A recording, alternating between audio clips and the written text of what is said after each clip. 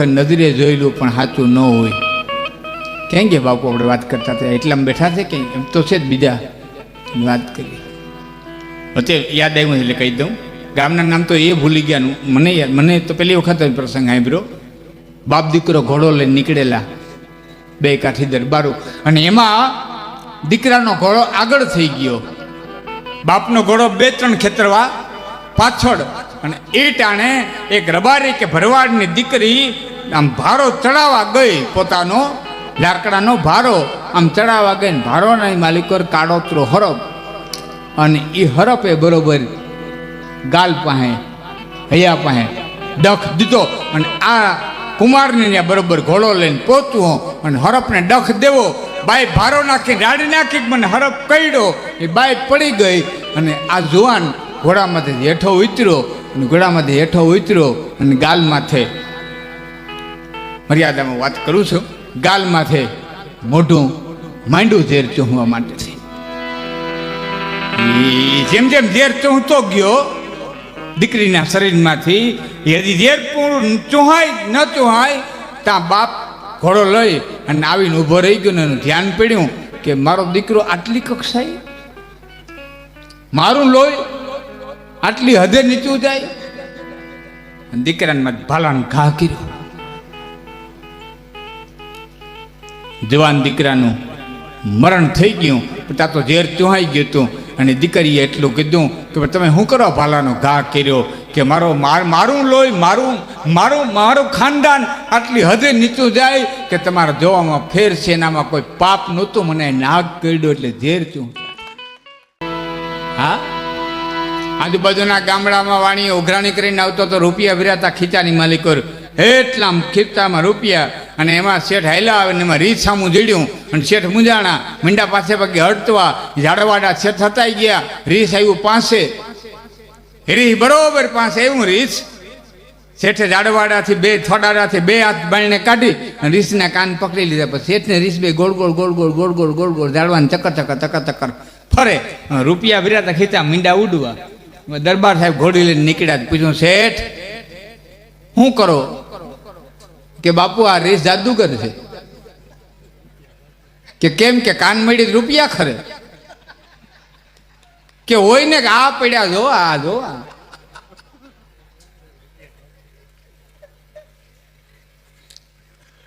કે તમારી પાસે તો ઘણા છે, કોકનો વારો આવવા દો. બાપુ ઉતરો ને હેઠા. બાપા એ હેઠા ઉતાર્યા, 2 કાન પકડાવ્યા, પોતાના તમામ રૂપિયા ભેરા કરી બાપુની ઘોડી માથે બેહી અને પછી એડી મારીને કહેતો ગયો બાપુ મૂકતા ને મૂક્યા તો મર્યા, ઠાકરિયા વિસી જેવું થઈ ગયું.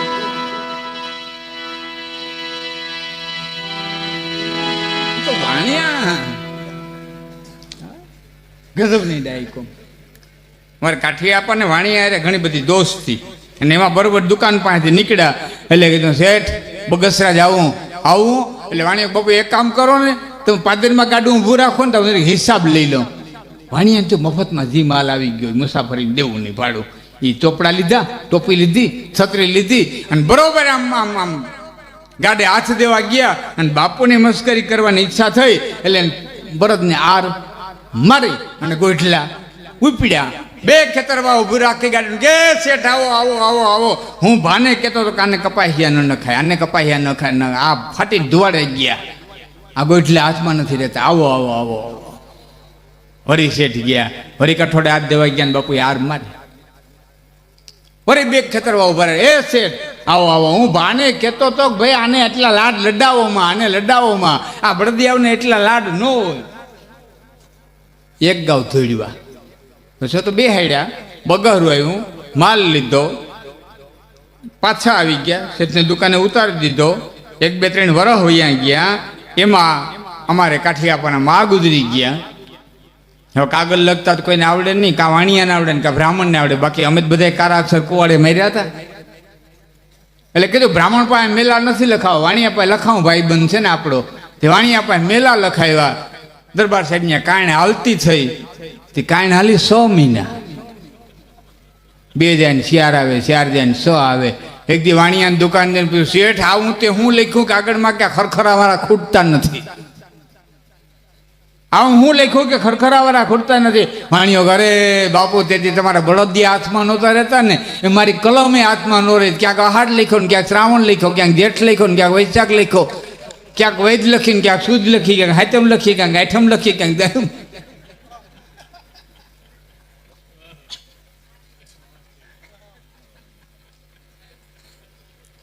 દરબાર સાહેબ ગાડું લઈ નીકળ્યા હતા. કીધું શેઠ આવું બગહરા કે હા કે બેસી જાવ ગાડામાં.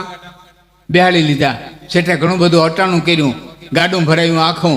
પછી કીધું બાપુ હું સાંજે બસમાં આવી જાય, તમે વાણોતરને કહેજો આ ચિઠ્ઠી માલ ગણીને ઉતારી લઈએ. શેઠ આમ ભૈયા પાછા વળી ગયા. દરબાર સાહેબે ગાડું હાંકી મૂક્યું.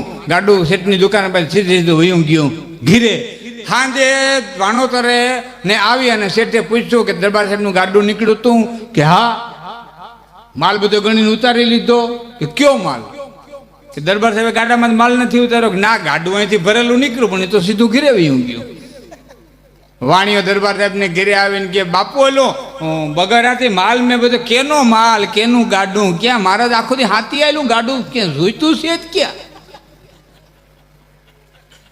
એ પણ બાપુ આપણે ભેરા ગયા પણ મારે આખો દી હાથી આવેલું. બીજે દી ગયો, ત્રીજે દી ગયો પણ ખબર જ મારું ગાડું બગડે ગયું જ નથી. એમાં પંચ ભેરું કર્યું. તે ગામડામાં રિવાજ હતા પંચના. પાંચ બેનો કરીને સવારમાં દરબાર સાહેબને ત્યાં આવીને કે બાપુ હાલો પંચ બોલાવી કે આજ ન આવો, આજ નો આવો કે પણ પંચ માંડ ભેરું થયું. જે મારે સાહેબ વધારે બધા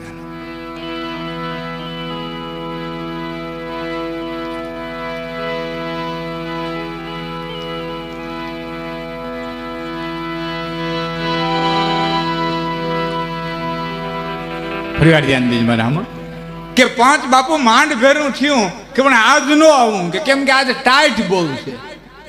એટલે વાણીએ ખંભેથી કોરો પસેડો દીધો, ધાબરો દીધો. એ કે બાપુ આલ્યો આ ધાબરો ઓઠીને આવો. એ બાપુ ધાબરો ઓઠીને ગયા ને પંચે કીધું બાપુ હા કે આ વાણિયાનો માલ તમે ઘીરે લઈ ગયા? એ કે વાણિયો છે ખોટાડો. કાલથી એમ કે આ ધાબરો મારો છે એટલે પાંચ ભેરું છે ને દઈ દીધો ને.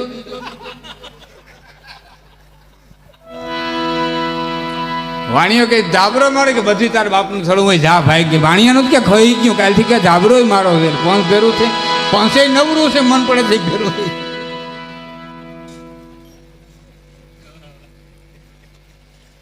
ભુજના ધણીએ વાણિયાને બોલાવીને કીધું શેઠ આ માણસને આ કંઈક સત્ય કહે છે. હવે વાર્તા પૂરી કરું છું. સત્ય કહે છે, સાચું બોલ. કઈ ભેદ છે બાપુ? લખ્યું હતા. ભુજના ધણીએ સાહેબ ચોપડાના પાના ફેરવા, કાંઈ લખાણ આવે નહીં, એક પણ પુરાવો ખેડૂ કર ન જાય. છતાં રાજા છે ને ભૂપત મામા, રાજાની માલિક હોય પછી નાનું રજવાડું હોય કે મોટું રજવાડું હોય, ઇસ્લામ હોય કે હિન્દુ હોય, હું કોઈ ભેદ નથી પાડતો. રજવાડાને ઘેરે જેનો જન્મ થાય ને એની માલિકો ઈશ્વરનો અંશ હોય તો જ રજવાડાને ઘેરે જન્મ થયો હોય ને કે રાજકુમાર તરીકે જન્મ નથી. ગીતાના હું ગીતાની સાબિતી આપીને કહું. ગીતાના 10મા અધ્યાયના 27મા શ્લોકની અંદર ભગવાન કૃષ્ણ બોલ્યા છે કે મનુષ્યની અંદર રાજા એ મારું સ્વરૂપ છે. સાહેબ હંસ વિનાનું ખોરડે હવાય જ નહીં અને એની આ એક સત્ય પારખા વિનાની રીએ જ નહીં. આ કણબી હાચો છે પણ પુરાવો નથી મળતો. બહુ પાના ફેરવા પછી કણબીને પૂછ્યું કણબી ભાઈ તારી વાણીમાં મને સત્યતા દેખાય છે પણ પુરાવો નથી જડતો. પણ તારી વાણીમાં મને સત્યતા દેખાય છે તો તું પૈસા દેવા ગયો તો ત્યારે કોઈ બેઠું તું? કે ના બાપુ કોઈ નહોતું. વાણોતર હતો? કે ના બાપુ વાણોતરે નહોતો. કોઈ સાક્ષી? કે બાપુ કાળો કાગડો નહીં, બપોર વિચારે હું ગયો તો. તને કઈ યાદ છે? કે બાપુ એક યાદ છે કે હું કે શેઠે મારી પાસે રૂપિયા લીધા પછી ચોપડામાં આ ખૂણાથી લઈને આ ખૂણા સુધી અને આ ખૂણાથી લઈને આ ખૂણા સુધી રેશનાઈ સાઈની ચોકડી મારી હતી. અને દરબાર સાહેબે પાનના તપાયા એટલે કીધું, અરે ભાઈ ચોકડીની ક્યાં કરે, આમાં કારું ટપકું નથી. ચોકડીની ક્યાં કરે? એ ફરી વાર લખાણ વાંચ્યું. એ લખાણ વાંચતા વાંચતા વાંચતા વાંચતા નીચે લખાણ આવ્યું સૂરજચંદ્રની સાખે. એટલે વાણિયાને એટલું કીધું, વાણિયા